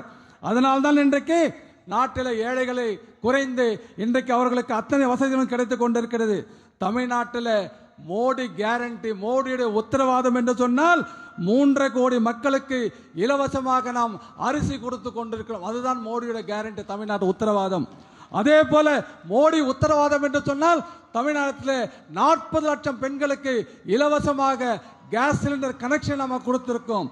அதே போல மோடி கேரண்டி, மோடி உத்தரவாதம் சொன்னா 6 லட்சத்திற்கு அதிகமான கிராமப்புற வீடுகளில் நாம பிரதான் மந்திரி ஆவாஸ் சொல்லக்கூடிய பிரதம மந்திரி வீடு கட்டுகின்ற திட்டத்தின் மூலமாக அத்தனை பேருக்கு நாம் கொடுத்திருக்கின்றோம், வீடுகள் கட்டி கொடுத்திருக்கிறோம். ஆகவே மோடி உத்தரவாதம் என்பது ஏதோ ஒரு சில நபர்களுக்கு மட்டுமல்ல, மோடி உத்தரவாதம் என்பது இன்னும் பல ஆண்டு காலத்திற்கு தொடரும் என்பதை நான் இந்த கூட்டத்தின் வாயிலாக உங்களுக்கு அறிவித்துக் கொள்கிறேன். அதை இந்த நாடும் புரிந்திருக்கிறது. आज जब मैं तमिलनाडु आया हूं तो आदरणीय एमजीआर जी को भी याद कर रहा हूं। श्रीलंका की यात्रा के दौरान मुझे एमजीआर की जन्मभूमि कैंडी जाने का अवसर मिला था। मैंने वहां के लोगों से उनकी बात की थी। आज मैं उनकी कर्मभूमि तमिलनाडु आया हूं। एमजीआर ने परिवारवाद की परंपरा से हटकर सुशासन की महान परंपरा को स्थापित किया था। उन्होंने क्वालिटी एजुकेशन और हेल्थ केयर के लिए काम किया और यही कारण था कि समाज के नौजवान और महिलाएं उनका इतना सम्मान करते हैं। यही कारण है कि आज भी समाज के गरीब तबके के लोग उन्हें अपना सबसे बड़ा नेता कहते हैं। एमजीआर ने परिवार के आधार पर नहीं बल्कि प्रतिभाओं के आधार पर लोगों को आगे बढ़ाया। लेकिन दुर्भाग्य से आज तमिलनाडु में डीएमके के कारण जो राजनीति हो रही है वो एमजीआर साहब के लिए अपमान जैसा है। अगर एमजीआर के बाद कोई था तो वो अम्मा जयललिता जी थी, जिन्होंने तमिलनाडु के जनहित और जन कल्याण के लिए अपना पूरा जीवन दिया। अभी कुछ समय पहले उनकी जन्म जयंती थी। आज तमिलनाडु की इस भूमि से मैं उन्हें अपनी श्रद्धांजलि देता हूं। मेरा सौभाग्य है कि मैंने काफी समय तक जयललिता जी के साथ काम किया था। मैं जानता हूं कि वो किस तरह तमिलनाडु के लोगों के साथ दिल से जुड़ी हुई थी। उन्होंने जीवन भर एमजीआर के सिद्धांतों पर चलकर तमिलनाडु के लोगों के विकास और उनके हित के लिए काम किया और यही कारण है कि आज भी तमिलनाडु के घर घर में लोग उन्हें याद करते हैं। நண்பர்களே, இன்றைக்கு தமிழ்நாட்டிற்கு நான் வந்த பொழுது மரியாதைக்குரிய எம்ஜிஆர் அவர்கள் எனது நினைவிற்கு வந்தார். நான் அவர் பிறந்த ஊரான இலங்கைக்கு சென்ற பொழுது அவர் பிறந்த ஊரான கண்டிக்கு நான் செல்லுகின்ற வாய்ப்பு எனக்கு கிடைத்தது. அங்கே மக்களிடத்தில் நான் பேசினேன். இன்றைக்கு அவர் எங்கு பணியாற்றினாரோ அவருடைய இந்த மண்ணிற்கு நான் வந்திருக்கின்றேன். அது மட்டுமல்ல, இந்த குடும்ப பாரம்பரியத்திலிருந்து மிகப்பெரியதொரு நல்லாட்சி நடத்தியதன் மூலமாக மரியாதைக்குரிய எம்ஜிஆர் அவர்கள் தரமான கல்வியும் நல்ல சுகாதாரத்தையும் தமிழக மக்களுக்கு கொடுத்திருக்கின்றார். அதன் காரணமாக சமூகத்தில் இளைஞர்களும் பெண்களும் அவரை மிகவும் மதிப்பதற்காக இந்த மிகப்பெரிய அளவில் மதித்து வந்தார்கள் என்பதை நமக்கு இதன் மூலமாக புரிந்து கொள்ள முடியும். அதற்காகத்தான் ஏழை மக்கள் அத்தனை பேரும் தமிழகத்திலே எம்ஜிஆரை ஒப்பற்ற தலைவர் என்று இன்றைக்கு புகழ்ந்து கொண்டிருக்கிறார்கள் பெரியவர்களே. அது மட்டுமல்ல, எம்ஜிஆர் அவர்கள் ஏதோ குடும்பத்து அரசியல் காரணமாக ஆட்சிக்கு வரவில்லை. அவர் அத்தனை ஆட்சியும் திறமைகளின் அடிப்படையில் தான் இந்த தமிழகத்தில் ஆட்சியை நடத்திருக்கின்றார். ஆனால் துரதிருஷ்டவசமாக இன்றைக்கு திராவிட முன்னேற்ற கழக திமுகவால் தமிழகத்தில் எம்ஜிஆரை அவமானிப்பது போல அவரை கேவலப்படுத்துகின்ற ஒரு ஆட்சி இன்றைக்கு இங்கே நடந்து கொண்டிருக்கின்றது. எம்ஜிஆருக்கு பிறகு யாராவது ஒரு இந்த நாட்டிலே நல்லதொரு ஆட்சி கொடுத்திருப்பார்கள் என்று சொன்னால் அது அம்மா ஜெயலலிதா அவர்கள் மட்டுமே என்று என்னால் சொல்ல முடியும். காரணம், அவர் முழுக்க தனது வாழ்நாள் முழுவதும் இந்த பொது நலனுக்காகவும் தமிழக மக்களின் வளர்ச்சிக்காகவும் கொடுத்தார் என்று என்னால் சொல்ல முடியும். சிறிது நாட்களுக்கு முன்பாகத்தான் அவருடைய பிறந்த நாள் கொண்டாடப்பட்டது. ஆகவே இன்றைக்கு தமிழகத்திலிருந்து இந்த மண்ணிலிருந்து அவருக்கு நான் மீண்டும் ஒரு முறை என்னுடைய அஞ்சலியை செலுத்துகின்றேன். இது எனக்கு மிகப்பெரிய மகிழ்ச்சியை கொடுக்கின்றது. அது மட்டுமல்ல, ஜெயலலிதா அவர்களோடு மிக பல்லாண்டு காலம் நான் நெருங்கிய பணியாற்றிய பாக்கியம் எனக்கு கிடைத்திருக்கின்றது. அதே போல தமிழக மக்களோடு அவர் எப்படி மக்களோடு தன்னை தொடர்பு படுத்திக் கொண்டு மக்களுக்காக எப்படி வாழ்ந்தார் என்பதை அத்தனை பேரும் நமக்கு அறிவோம். அது மட்டுமல்ல, எம்ஜிஆர் கொள்கைகளை கடைபிடித்து அதன் மூலமாக மக்களின் வளர்ச்சி மற்றும் மக்களின் நலனுக்காக மட்டும் பணியாற்றினார். அதன் காரணமாகத்தான் இன்றைக்கும் தமிழகத்தில் அனைத்து வீடுகளிலும் அவரை நினைவு கூர்ந்துவதற்கு இது ஒரு மிகப்பெரிய காரணமாக இருந்து கொண்டிருக்கின்றது. साथियों, मोदी जब देश के विकास की गारंटी लेता है तो ये भी सुनिश्चित करता है कि तमिलनाडु भी उसी रफ्तार से आगे बढ़े। तमिलनाडु के लोगों ने हमेशा देश को सबसे ऊपर रखा है। इसलिए आज अगर देश में 2 डिफेंस कॉरिडोर बनते हैं तो उनमें से एक तमिलनाडु में बनाया जाता है। आज देश जब टेक्सटाइल की फील्ड में संभावनाओं के लिए काम करता है तो तमिलनाडु को उसका भरपूर फायदा मिलता है। நண்பர்களே, மோடி உத்தரவாதம் என்பது நாட்டின் வளர்ச்சி என்று சொல்லுகின்ற பொழுது அது தமிழகத்தில் வளர்ச்சி சேர்த்து தான் என்னால் சொல்ல முடியும். ஆகவே நாடு எப்படி வளர்கிறதோ அதே வேகத்தில் தமிழகம் வளர வேண்டும் என்பதிலே மோடியுடைய உத்தரவாதம் உங்களுக்கு உறுதி செய்கிறது. தமிழக மக்கள் எப்பொழுதுமே இந்த நாட்டை குறித்து மிகப்பெரிய மரியாதையும் மதிப்பும் வைத்திருக்கின்றார்கள். ஆகவே அதனால்தான் இந்த நாட்டில் நாம் பாதுகாப்பிற்காக 2 தயாரிப்பு இடங்களை தேர்வு செய்கின்ற பொழுது தமிழகம் அதில் ஒரு பாதுகாப்பு தொழிற்சாலைகள் அமைக்கக்கூடிய ஒரு இடமாக தமிழகம் கூட தேர்வு செய்யப்பட்டது.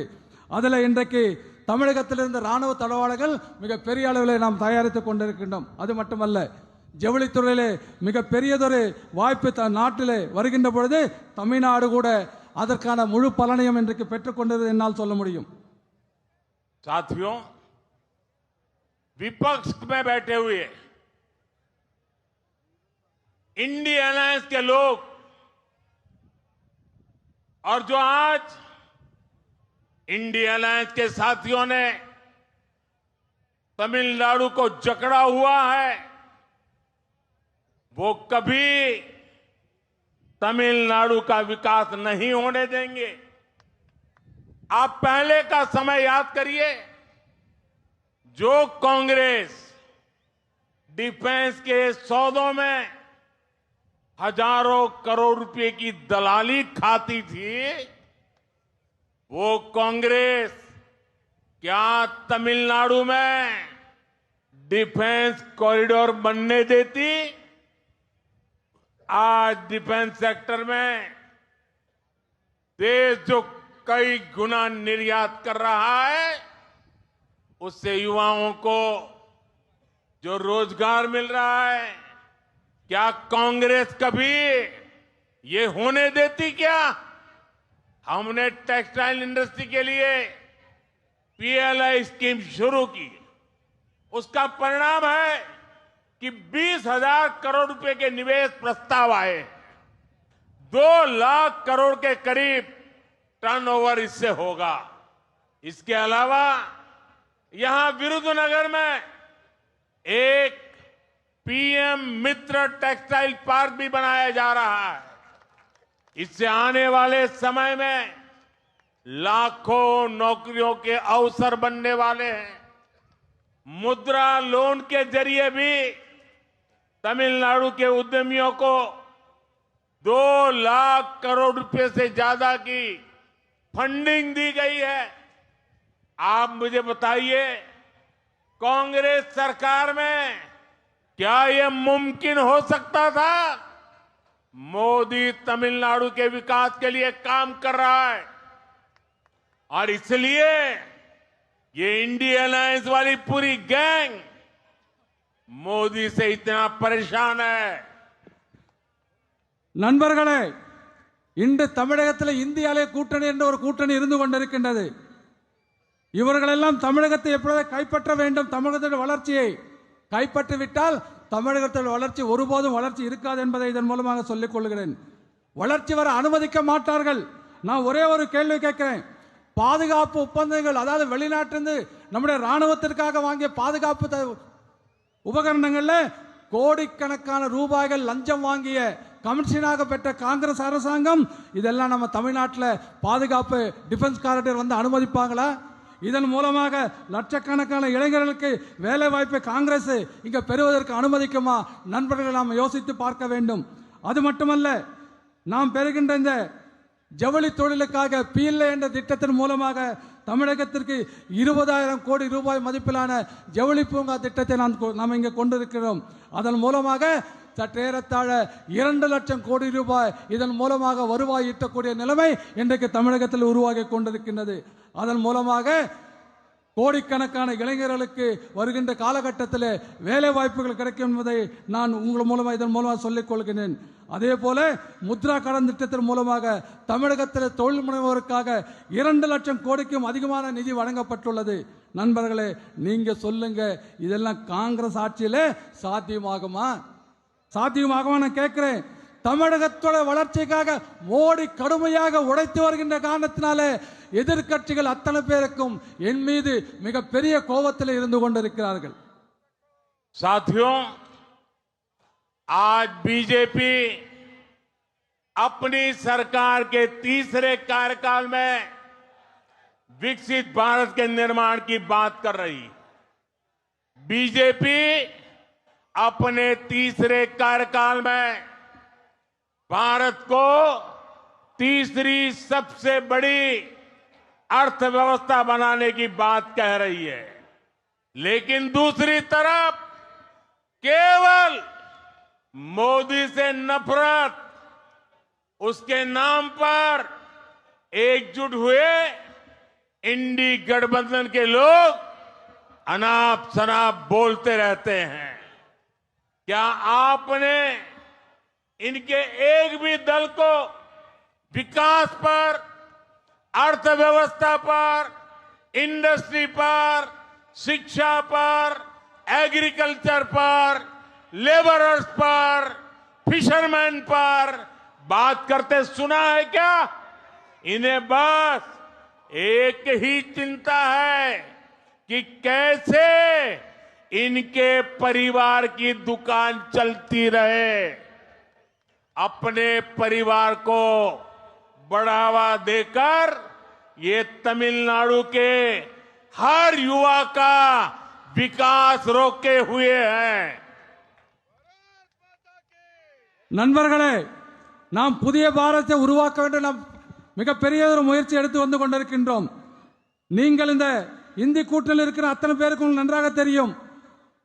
அவர்கள் நான் செய்கின்ற வளர்ச்சி, இந்த நாட்டோட வளர்ச்சி, இந்த நாட்டோட தொழில் வளர்ச்சி, அதே போல இந்த நாட்டில் விவசாயம், விவசாயிகள் பெண்களுக்கான வளர்ச்சி, அதே போல மீனவர்களுக்கான திட்டங்கள், விவசாயிகளுக்கான திட்டங்கள், இப்படிப்பட்ட வளர்ச்சியை நான் கொடுத்து கொண்டிருக்கின்றேன். ஆனால் இதை எப்படியாவது என் மீது அவதூறுகளை பரப்பி மோடி உங்களுக்கு நல்லது செய்ய மாட்டார் என்று ஒரு பொய்யான ஒரு உருவத்தை உருவாக்க முயற்சி செய்து கொண்டிருக்கிறார்கள். ஆனால் தமிழ்நாடு போன்ற மாநிலங்களிலே கொள்ளையடிப்பதற்காக மட்டுமே அவர்கள் இந்த கூட்டணியை உருவாக்கி இருக்கிறார்கள். ஆகவே அந்த கொள்ளையடிக்கின்ற அவர்கள் கடையை நாம் பூட்ட வேண்டிய நேரம் இப்பொழுது வந்துவிட்டது. साथियों, इंडी गठबंधन के लोग केंद्र में तो अपनी हार मान चुके हैं, लेकिन इनकी कोशिश है कि कैसे तमिलनाडु जैसे राज्यों में लूटने का लाइसेंस बना रहे। लेकिन 2024 में जनता ने मन बना लिया है कि इनकी लूट की हर दुकान पर ताला डालना है। तमिलनाडु में एन मक्कर यात्रा ने इस ताले का इंतजाम कर दिया है। अब तमिलनाडु में भी भाजपा भ्रष्टाचार की राजनीति का अंत करने के लिए तैयार हो रही है। मैं हमारे सभी कार्यकर्ताओं से कहना चाहूंगा, आपको जनता का आशीर्वाद लेकर पूरी ऊर्जा के साथ तमिलनाडु में लोगों की सेवा करनी है। आपको तमिलनाडु के घर घर तक बीजेपी के तीसरे कार्यकाल के संकल्प को पहुंचाना है। जो मैंने यहां कहा है उसे आपको जन जन तक लेकर जाना है। मैं फिर एक बार इस विशाल जन समुदाय को और तमिलनाडु के ये उज्जवल भविष्य की गारंटी लेके आए हैं। ये तमिलनाडु के युवाओं के भाग्य को बदलने की गारंटी मैं देख रहा हूं। ये युवा तमिलनाडु के अधिकारों के रक्षा की गारंटी आज मैं देख रहा हूं। और मोदी आपकी गारंटी के लिए आपके साथ खड़ा है। நண்பர்களே, இப்போ மத்தியில இந்தி கூட்டணி உருவாகி இருக்கிறது.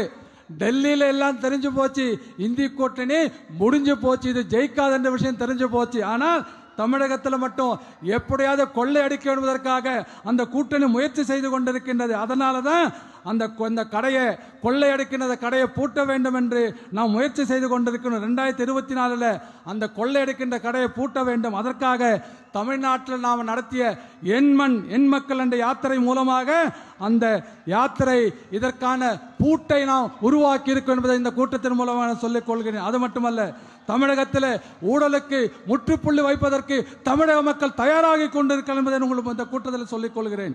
அதே போல அத்தனை பேரும் நீங்கள் பாரதிய ஜனதா கட்சியின் தொண்டர்கள் நீங்கள் அத்தனை பேரும் மூன்றாவது முறையாக மீண்டும் ஒரு நல்லதொரு ஆட்சி வர வேண்டும் சொன்னால் மக்களிடத்தில் சொல்ல வேண்டும், மக்களிடத்தில் செல்ல வேண்டும், வீடு வீடாக செல்ல வேண்டும், அவர்களிடத்தில் மக்களுடைய அவருடைய ஆசீர்வாதங்களை அவருடைய வாழ்த்துக்களை பெற வேண்டும், வாக்குகளை பெற வேண்டும், மீண்டும் நமக்கு ஆதரவு வர வேண்டும். அது மட்டுமல்ல, இளைஞருக்கான உத்தரவாதம் மோடி உத்தரவாதம் இருந்து கொண்டிருக்கிறது.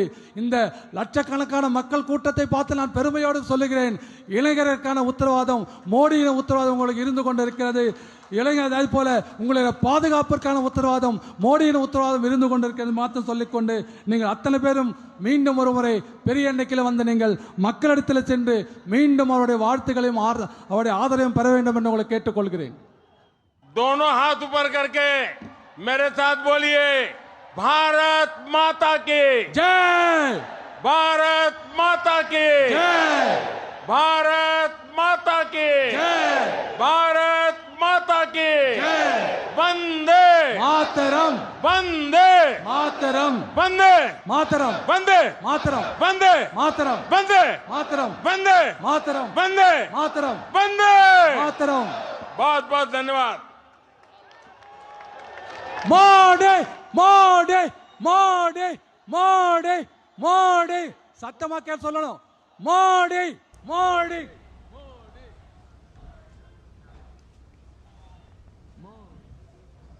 ஜெய் ஸ்ரீராம், ஜெய் ஸ்ரீராம். जय जय श्री राम, जय जय श्री राम।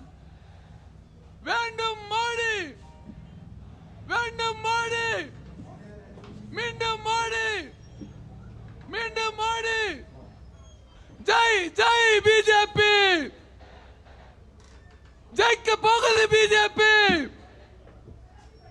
ஜெய் ஜெய் பிஜேபி, ஜெயிக்க போகுது பிஜேபி। வாழ்க வாழ்க வாழ்கவே, जय श्री राम।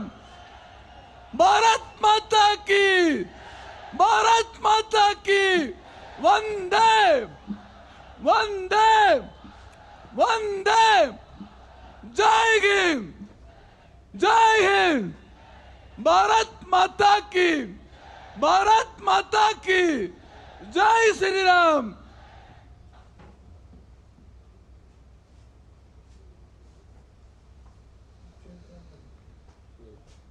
तो ये बहुत ही महत्वपूर्ण तस्वीरें तमिलनाडु के तिरुपुर से, जहां प्रधानमंत्री ने अब से कुछ क्षण पहले एक विशाल जनसभा को संबोधित किया। उन्होंने कहा कि वो तमिलनाडु के विकास के लिए दिन रात काम कर रहे हैं। इंडी गठबंधन पर निशाना साधते हुए उन्होंने कहा कि ये सिर्फ और सिर्फ राजनीति करते हैं, ये नेगेटिव पॉलिटिक्स करते हैं, जबकि मोदी सरकार पॉजिटिव पॉलिटिक्स करती है। और किस तरह से बीते 10 वर्षों में तमिलनाडु के लिए जो तमाम योजनाएं हैं केंद्र की, उनको धरातल पर लाने की कोशिशें की गई। और उन्होंने इंडी गठबंधन पर निशाना साधते हुए कहा कि इस गठबंधन में शामिल जो पार्टियां हैं वो सिर्फ और सिर्फ देश के लिए नहीं बल्कि अपने परिवार की ही चिंता करते हैं, परिवार किस तरह से आगे बढ़े इसकी चिंता करते हैं। लेकिन केंद्र की मोदी सरकार हर कोई और सबसे अंतिम पायदान पर जो व्यक्ति खड़ा है वो कैसे आगे बढ़े इसकी चिंता करता है, विकसित भारत की संकल्पना को आगे बढ़ाने का काम करता है। और प्रधानमंत्री ने कहा कि अगले 3rd टर्म में, तीसरे कार्यकाल में विकसित भारत के संकल्प को पूरा करने की दिशा में लगातार हमें आगे बढ़ना है और उसमें तमिलनाडु का भी सहयोग चाहिए, वहां की जनता का भी आशीर्वाद चाहिए। क्या कुछ कहा प्रधानमंत्री ने, हम कुछ अहम बातें, जो बड़ी बातें हैं वो हम आपको अब से कुछ देर के बाद दिखाने वाले हैं। ये देखिए बड़ी बातें आपके टीवी स्क्रीन पर। प्रधानमंत्री ने कहा अपने संबोधन के 2024 में तमिलनाडु इतिहास रचने जा रहा है, एक हिस्ट्री क्रिएट करने जा रहा है 2024 के लोकसभा चुनाव में। और ये एक नई राजनीति का एक नया सेंटर बनने जा रहा है। दक्षिण भारत में तमिलनाडु का रोल बहुत ही अहम होने वाला है। प्रधानमंत्री ने कहा कि भारत को तोड़ने वालों की जो कोशिशें हैं, जो सपना है, वो कभी पूरा नहीं होगा। प्रधानमंत्री ने कहा कि श्रृंगोल की स्थापना से, संसद भवन में जो स्थापना की गई, उससे युवाओं में संस्कृति के प्रति, अपने कल्चर के प्रति रुझान और रुचि काफ़ी बढ़ा है। प्रधानमंत्री ने कहा कि वो सब के लिए काम करते हैं, पूरे देश के लिए काम करते हैं, गरीबों के लिए काम करते हैं, वंचितों के लिए काम करते हैं, महिलाओं के लिए काम करते हैं, गरीबों के लिए काम करते हैं, किसानों के लिए काम करते हैं। उन्होंने कहा कि हर गरीब के पास मोदी की गारंटी है, उसके खुशहाली की गारंटी है, उसकी तरक्की की गारंटी है। उन्होंने कहा कि तमिलनाडु की महिलाओं के लिए भी मोदी की गारंटी है, किस तरह से वो देश में आगे बढ़ें, समाज में आगे बढ़ें। उन्होंने कहा कि मैं एमजीआर के कार्यों को आज भी याद करता हूं। प्रधानमंत्री ने कहा कि किस तरह से एमजीआर के बाद जयललिता ने तमिलनाडु के लिए काम किया।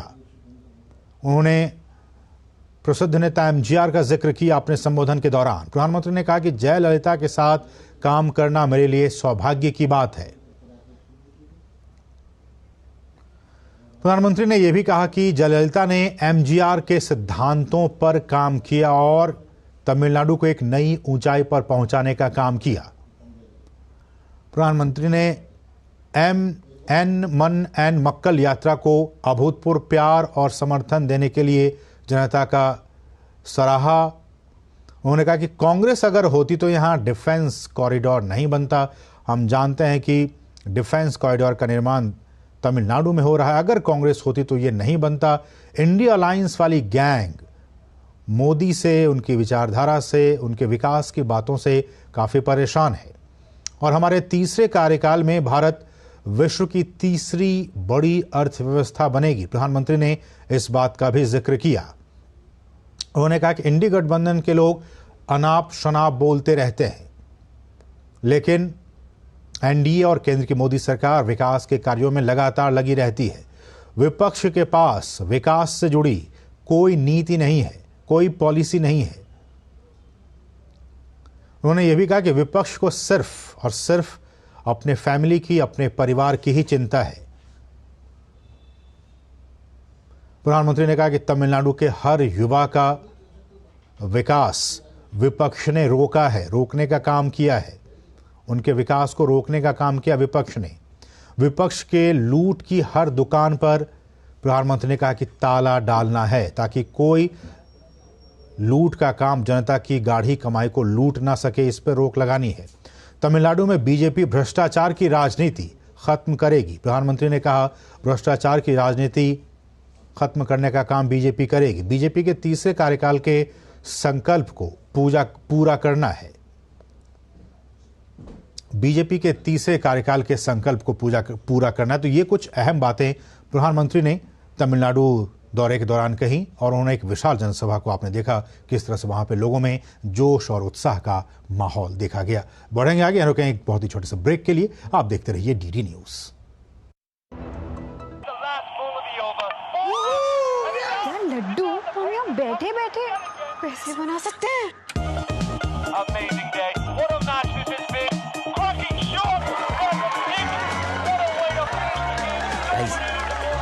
मैं तुम्हारे बिजनेस आइडिया का बड़ा फैन हूं। अब बिजनेस चाहे जो भी, एसबीआई का करंट अकाउंट तो चाहिए ना। एसबीआई करंट अकाउंट से सिंप्लीफाइड बिजनेस ट्रांजैक्शन और ग्रेट कस्टमर सर्विस। एसबीआई, देश का फैन।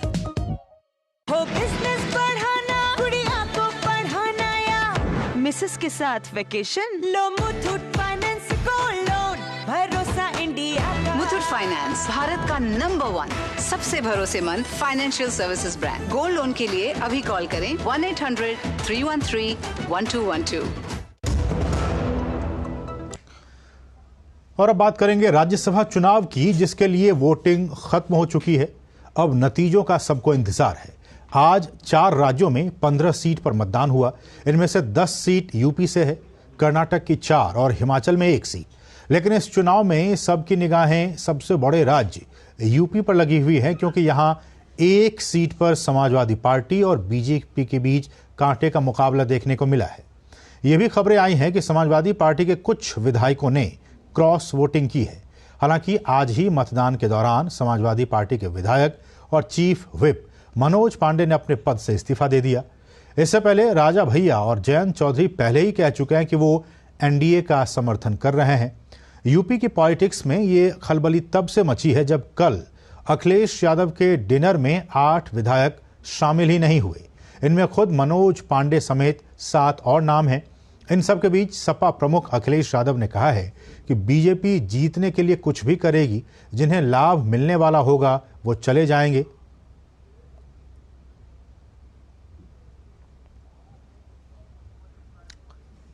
और राज्यसभा चुनाव के लिए मतदान से पहले समाजवादी पार्टी के मुख्य सचेतक के पद से इस्तीफा देने वाले विधायक मनोज पांडे ने कहा कि जनता से मुझे कई बार वोट देने का मौका दिया है। अगर राजनीति में है तो आरोप लगेंगे ही। हम जनता के लिए चुन के आए हैं और जिस जनता ने हमें चुना है उसके लिए हमें केवल सोचना है। और वहीं मनोज पांडे के इस्तीफे के बाद यूपी सरकार में मंत्री दयाशंकर सिंह ने एक बड़ा बयान दिया है। उन्होंने कहा कि मनोज पांडे पीएम मोदी की नीतियों से काफी प्रभावित हैं और उन पर भरोसा करके ही वो ये फैसला ले रहे हैं। और उत्तर प्रदेश में हो रहे राज्यसभा चुनाव में विधायक पल्लवी पटेल ने समाजवादी पार्टी को वोट किया है। लेकिन उससे पहले क्या कुछ मनोज पांडे ने कहा, हम आपको वो सुनाते हैं। किस तरह से उन्होंने कहा कि वो प्रधानमंत्री नरेंद्र मोदी की नीतियों से काफी प्रभावित हैं, इसलिए उन्होंने ये फैसला किया है। जनता ने वोट देने का मौका दिया। No comments. राजनीति में है तो आरोप लगेंगे। हम जनता के लिए चुन के आए हैं और जिस भगवान रूपी जनता ने हमें चुना है उसके लिए केवल हमें सोचना है। तो सिर्फ और सिर्फ जनता के लिए, जनता ने हमें चुना और जनता के लिए ही सोचना है। लेकिन इस सब के बीच पल्लवी पटेल की भी बाइट आई है। उन्होंने क्या कुछ कहा है। उन्होंने कहा कि हम पीडीए में हैं और उन्होंने कहा कि समाजवादी पार्टी मुखिया अखिलेश यादव और सपा विधायक और अपना दल के नेता पल्लवी पटेल के बीच आ रही खटपट की खबरों के बीच मतदान के बाद पल्लवी पटेल ने कहा कि मेरी प्रतिबद्धता पीडीए के लिए है, इसलिए आज मेरा वोट पीडीए के हित में समाजवादी पार्टी को ही गया है।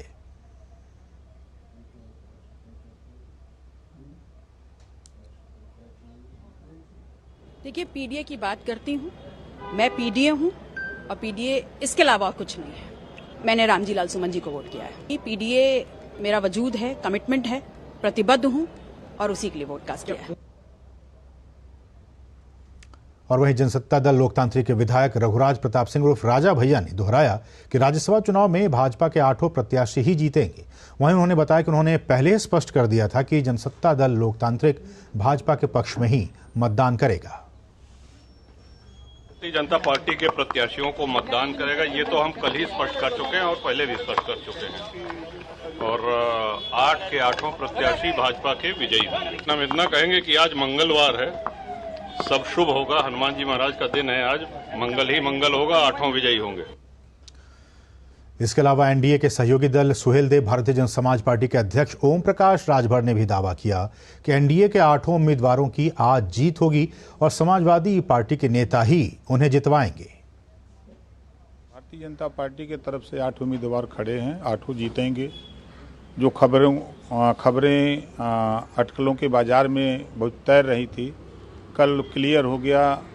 राजा भैया ने ओपन आकर के सामने बता दिया, मैं भी उनसे मिला था, बातचीत हुई तो मैंने बताया कि राजा भैया जी वोट देंगे और जितने सहयोगी दल के लोग हैं सब लोग साथ में हैं, भारतीय जनता पार्टी साथ में है। और मजे की बात यह है कि समाजवादी पार्टी की तरफ से लोग खुल करके वोट देने के लिए रजामंद हैं और आ रहे हैं, लोग वोट देंगे। सपा की तरफ से क्रॉस वोटिंग होगी और भाजपा को जिताने के लिए, एनडीए को मजबूत करने के लिए लोग वोट देंगे। और वहीं अखिलेश यादव का नतीजों से पहले ही बयान आ गया है। समाजवादी पार्टी के मुखिया अखिलेश यादव ने राज्यसभा चुनाव नतीजों के ठीक पहले अपनी पार्टी के नेताओं के साथ 2 तस्वीरें सोशल मीडिया पर पोस्ट की और लिखा है कि हमारी राज्यसभा की तीसरी सीट दरअसल सच्चे साथियों की पहचान करने की परीक्षा थी और ये जानने की कि कौन कौन दिल से पीडीए के साथ और कौन अंतरात्मा से पिछड़े, दलित और अल्पसंख्यकों के खिलाफ है। अब सब कुछ साफ है, यही तीसरी सीट की जीत है।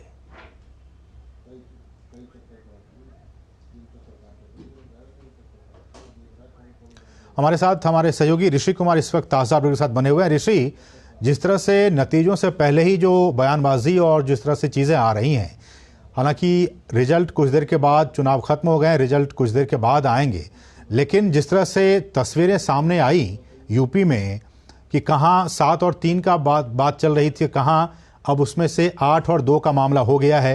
पहले ही समाजवादी पार्टी के भीतर जो एक स्थितियां हैं वो अब सबके सामने आ गई हैं कि उन्हीं के विधायक उनके खिलाफ वोट दे रहे हैं।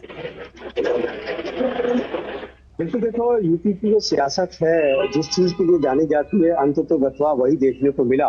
और जिस तरीके से भारतीय जनता पार्टी वहां पर फ्रंट फुट पर खेल रही है और जो दावे कर रही है, उसी को आगे बढ़ाने की प्रक्रिया के रूप में आज की घटनाक्रम को हम देख सकते हैं। जिस तरीके से भारतीय जनता पार्टी लगातार कह रही है कि इस बार 80 में से 80 सीटें जीतनी है, तो मुझे लगता है कि ये उसकी तैयारी है। उसी के लिए इतनी बड़ी रूपरेखा तैयार की गई है। राज्यसभा का चुनाव तो एक बहाना है, लेकिन इसमें सबसे बड़ी बात है कि बीजेपी के लिए नए साथियों का जो साथ आना एक बड़ी उपलब्धि है और जो उनका विस्तार है, जो विस्तारवादी नीति है, उसके लिए आज का ये घटनाक्रम बहुत महत्वपूर्ण साबित होने जा रहा है। खासतौर से रायबरेली इलाके में जो पूरी की पूरी कहानी थी, जिसमें कि कांग्रेस अपनी सीट को इसे बहुत ज्यादा मजबूत समझ रही थी, मुझे लगता है अब वहां पर वैसी स्थिति को भारतीय जनता पार्टी नहीं देखना चाहती और इसी वजह से ये पूरी कवायद हुई है। और इसमें जो क्रॉस वोटिंग हुई है और अखिलेश यादव के लिए एक बड़ी हार के तौर पर भी देखी जाएगी, क्योंकि वो अपने ही विधायकों को रोक पाने में नाकामयाब दिखे हैं। अब जो पूरी की पूरी कवायद है, इसका जो पटाक्षेप है, हम जानते हैं कि 5 बजे के बाद जो वोटिंग होने के बाद जो काउंटिंग शुरू होगी, उसमें और ज्यादा स्थिति स्पष्ट हो जाएगी कि कहीं 19 से ज्यादा वोट तो नहीं मिल गए बीजेपी को। इसके लिए भी हमें तैयार रहना होगा कि क्या समाजवादी पार्टी में जो कहा जा रहा था उससे भी बड़ा कहीं उनको झटका तो नहीं लगा है।